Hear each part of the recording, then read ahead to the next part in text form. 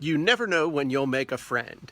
Hey guys, Jim Edwards here, and welcome to another edition of Letting the Chickens Out with Jim. This is actually a redo of our Friday Letting the Chickens Out with Jim because of all things to happen when I was making the video a few minutes ago.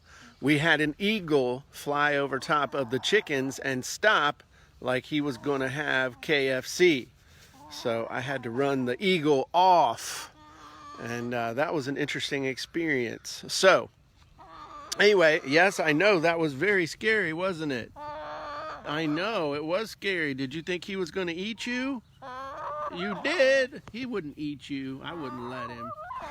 So, anyway, what I was talking about before we were so rudely interrupted by the national bird of the United States was, and now they're all freaked out, was that one of the cool things that happens when you go to live events is you never know when you're actually going to meet really cool people that end up being your friends for life. I've got a couple of great examples. One is my buddy Dexter, who I met at a real estate conference back in 1996. He and I have been buddies ever since. So what's that, 23 years he and I have been friends. My buddy Peter Woodhead, over in the UK, I met him at a conference with Yannick Silver back in 2003, and Peter's been a friend ever since. He stayed at my house, I've stayed at his house, and it's weird because back in the day before internet and before all that stuff, you pretty much met people where you lived, and you met people maybe when you went on vacation or from school or church or those kinds of things. But the neat thing about what we do now with the internet and with conferences and whatever is that you can actually meet people from all around the world who can become your really good friends. And in the end, the only thing you really take to the grave with you is who you love and who loves you, and that includes family and friends and pretty much nobody else.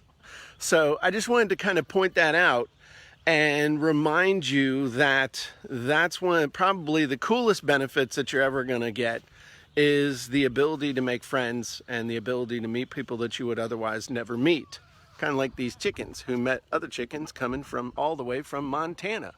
So to wrap up this week for Letting the Chickens Out with Jim, I would just say that's another reason why you want to go on the Jim boat, because that would be an amazing experience for you to meet lots of cool people from all around the world who could end up being, you never know, your new best friend.